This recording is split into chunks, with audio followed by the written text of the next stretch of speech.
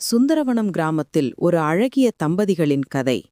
ஏழ்மையான கிராமத்தில் வாழும் ராமுவும் சீதாவும் வறுமையின் பிடியில் சிக்கி தங்கள் கடனை அடைக்க குடும்பத்தின் ஒரே ஆதாரமான விசுவாசமான பசுமாட்டை விற்க முடிவெடுக்கின்றனர்.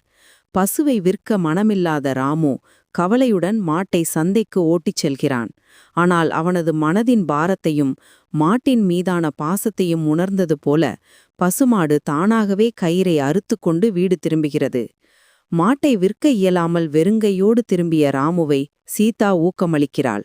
அடுத்த நாள் அந்த விசுவாசமான பசு வழக்கத்தை விட அதிக பால் கறந்து குடும்பத்திற்கு ஒரு சிறிய வருமானத்தை கொடுக்கிறது.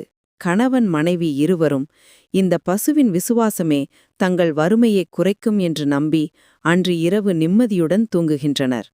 அவர்களின் குடிசை மீது வறுமை நீங்கி நம்பிக்கை பிறக்கும் என்ற அமைதியின் வெளிச்சம் படர்கிறது.